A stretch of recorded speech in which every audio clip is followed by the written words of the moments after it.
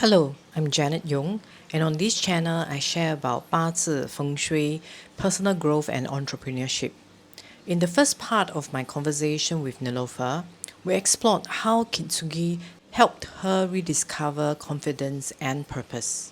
In this second part, we move beyond her own story and into the transformations she has witnessed in others through her workshops.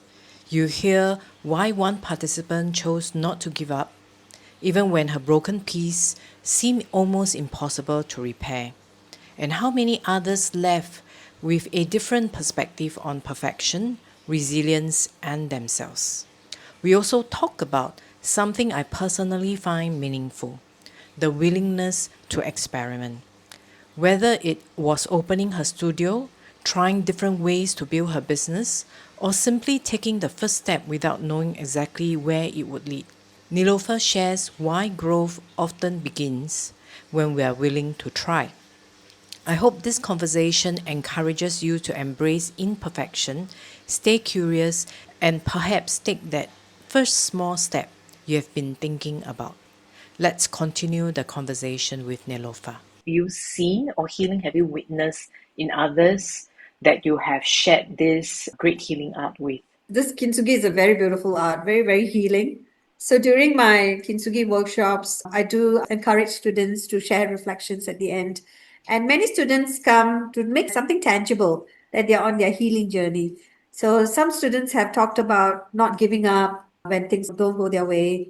There was this lady called Fiona who came for a class and she broke her ceramic piece because the kintsugi workshops require you to break something and then join it back together. So it's very, very symbolic about how sometimes we go through breaks in our life and how do we bring ourselves back together. So there was this lady, Fiona, who broke it into more than 19 pieces. And I looked at her and I said, Fiona, we only have 3 hours for a class. We have a lot of pieces. Would you like to choose another piece? And then she looked at me and said, Nilo, if at any point in my life, if I were to be this broken, I wouldn't want anyone to give up on me. Wow. What she Okay. said was so profound, right? So Yeah. she talked about perseverance, about not giving up when things don't go your way. So she came back to the studio and with the help of her aunt and her sister, she fixed her beautiful piece. So a lot of people go through healing, Mm-hmm. wonderful transformations about learning to accept imperfections in life. Many of my students, when they come in, they feel like they have to do everything perfectly, to do their ceramic perfectly. But when they leave the workshop, the studio, they feel that, okay, it may not have to be perfect. Things don't have to always go the way society expects it to go. You don't have to be what society wants you to be. You can stand on your own ground, right? And people learn all that and they leave with that kind of transformation from my studio. That's interesting. And even the story that you shared about Fiona talked about when it's too many pieces broken, you don't have to fix everything in one setting. You can get the support of your family members to come back and fix it together. So it's Right. quite interesting how it reflects back on life, Right. on how we heal from different broken pieces, I guess. Yeah. Yeah, Yeah. that's why I talk about her aunt and her sister as a support also. Ah, that's good. Yeah. So, Nilofa, the next question I would like to ask you is if you could tell your housewife version of yourself one thing about how you feel today, what would it be? If I were to be able to tell my housewife version, you are a strong person. You are a beautiful person. Everyone values you. Don't doubt yourself. Yeah. And don't be afraid to try anything new. Mm. Yeah. You may make mistakes along the way, but that's a life lesson. And you will emerge stronger and you'll become a lot more resilient in the long run. That's what I will tell my housewife self. That's great. Now, coming to the questions on the business side, because I think a lot of people who, let's say, they got inspired by this particular episode and they are housewife and they would like to actually take the first step to start something on their own. I think a lot of times is two parts to this question. One is how do you handle the fear of stepping out? Okay. And two is what do you do to actually have business, have people coming to your home, even opening a studio? And right now, I think when I saw on your website, a lot of major corporations, including Channel News Asia, has already come for this healing workshop itself? So there's two parts to this question. One is, what did you tell yourself? How do you overcome the challenges and fear? The second one is, from a business perspective, how did you promote yourself? You see, when I first started my studio, I was doing it at home, right? There was no risk, right? I mean, I wasn't paying rent or anything, so my cost was very low. But when I wanted to open up my studio, my husband actually asked me, "Are you sure you've been only operating it for 1 year?" He was very doubtful. Then I told him, if I don't take the plunge now, when will I do it? Right? Yeah, if I don't try, I won't know. Right? I mean, yes, it's risky, but if I have the funds, if I'm very blessed to have the funds in my life and I can go ahead and try, I would like to try. So don't be afraid to try new things. Yeah, I know there might be risks involved. As long as it's not a very big risk and you can go ahead and start something that you're passionate about. A lot of women are passionate about a lot of things.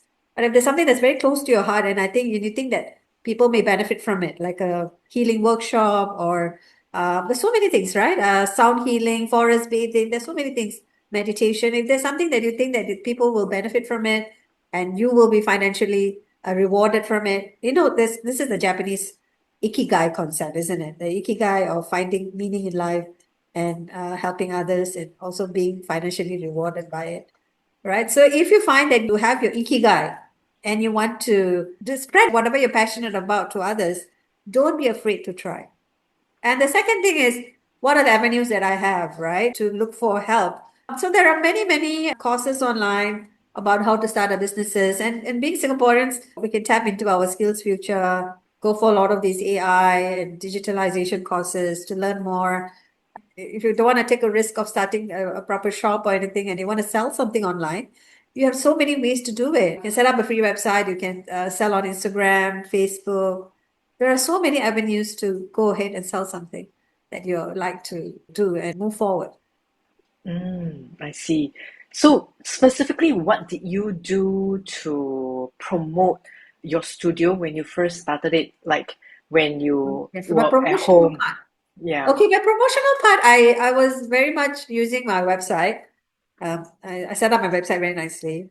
And because I've done many entrepreneurial things before, so I was quite well versed in setting up my own website. Then after that, I started a Instagram page. And on Instagram page, when you put something up and you can actually boost it, you can promote it, right? I promoted that way, my workshops. And I also took up Google Ads, which also help in promoting my workshops. And outside my studio, I have a lot of these brochures. People can, just pick a brochure and find out more information about my workshops as well.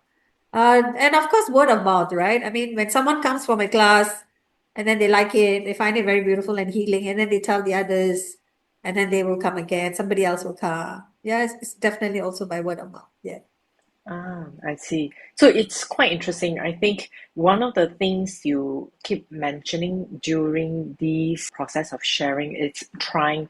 So experimenting, it's actually something that you take up quite a bit. That's the reason why you decided to take the step from your home to a studio. And even when you're looking at promotions, I see that you are actually experimenting different platforms to see which one actually brings more business to you. But then one question would be, if someone has not a lot of experience and they would like to experiment, what is, let's say, a sum? Or how do you define a sum to say that I'm okay experimenting this particular amount? Then after that, then I say, okay, stop. It's too much risk and I cannot move forward anymore. How did you come to that conclusion, or when do you decide like something can be tried and something you can't? Uh, it depends on how much savings you have, right? I guess put aside maybe 10% of your savings to take a risk and see whether it goes on. And definitely don't just do it for 6 months and leave it. Try it for a few years, because initial first year people are just getting to know you, what you do. So you may not get a lot of business in the first 6 months at least. And slowly, when people get to see you, what you're doing, and seeing that it's people are benefiting from it, and definitely your business will pick up. So don't give up so soon. Um, Put aside 10% of your savings for your business. And every month you will also make your own revenue as well. Give yourself 2 to 3 years to see how it fares, and then you can decide. Great. Thank you so much, Nilofar, for sharing your experiences and how you built your business from scratch. Thank you so much, Janet. It's a pleasure to always to see you, to meet you, to walk, to talk to you, and to work with you. Thank you, Thank Janet. you, thank you. You've always Okay, been an inspiration to me. thank you, thank you.